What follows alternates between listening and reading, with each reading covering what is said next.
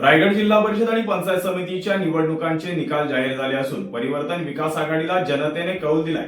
असे असताना शिवसेना भाजप युतीबाबत राजकीय वर्तुळात विविध चर्चा रंगू लागल्या. नमस्कार, मी अरुण भाईकर, तुम्ही पाहताय वृत्त मराठी. निवडणुकांच्या पार्श्वभूमीवर शिवसेना आणि भाजपची युती झाली. मात्र माणगाव तर्फे वरेडी जिल्हा परिषदेच्या जागेकरता युतीला विरोध झाला. आमदार महेंद्र थोरवे यांनी कर्जत भाजप निवडणूक प्रमुख किरण ठाकरे यांना डावलून युतीतील जागा आपल्याकडे ठेवून उमेदवार दिला. मात्र कार्यकर्त्यांची भावना जपत किरण ठाकरे यांनी स्वबळाचा नारा देत आपल्या घरातीलच उमेदवार देऊन ही लढत तिरंगी केली. ग्रामीण भागात भाजपची ताकद असून कार्यकर्त्यांवर विश्वास ठेवत किरण ठाकरे यांनी निवडणुकीला सामोरे जाण्याचे ठरवले.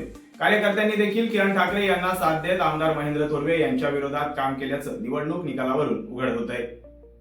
माणगाव तर्फे वरेडी जिल्हा परिषदेच्या निवडणुकीत परिवर्तन विकास आघाडीकडून निवडणूक लढवलेल्या सुवर्णा प्रदीप ठाकरे यांना 8,714 इतकं मतदान झालंय, तर युतीच्या उमेदवार शिवसेनेच्या रेश्मा योगेश मिसाळ यांना 8,695 इतकं मतदान झालं.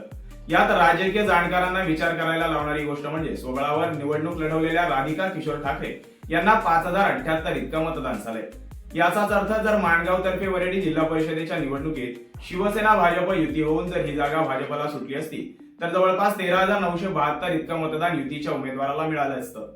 म्हणजेच जवळपास 5,000हून अधिक मताधिक्य फरकाने माणगाव तर्फे वरेडीमधील उमेदवाराचा विजय झाला असता आणि ही जिल्हा परिषद निवडणुकीतील सर्वात मोठी आघाडी ठरली असती असं राजकीय जाणकारांचं म्हणणं आहे. इतकंच नव्हे तर किरण ठाकरे यांना मानणारा मोठा वर्ग ग्रामीण भागात आहे. अनेक कार्यकर्ते किरण ठाकरे यांच्या सोबत आहेत. त्यामुळे आमदार महेंद्र थोरवे आणि किरण ठाकरे यांच्यात समझोता झाला असता तर ग्रामीण भागात असलेली भाजपची ताकद एकत्रित सोबत आली असती आणि महायुतीला आणखी जागांवर विजय मिळवता आला असता असं देखील बोललं जात आहे.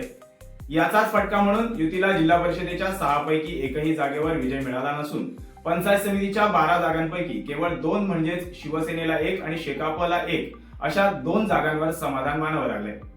एकंदरीत नगरपालिका निवडणुकीतील मतभेद आणि त्यानंतर जिल्हा परिषदेच्या निवडणुकीत पुन्हा भाजपच्या किरण ठाकरे यांना डावलणे शिंदेच्या शिवसेनेला महागात पडल्याचं दिसून येत आहे.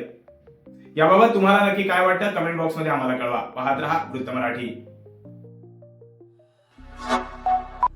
Like, comment, share and subscribe.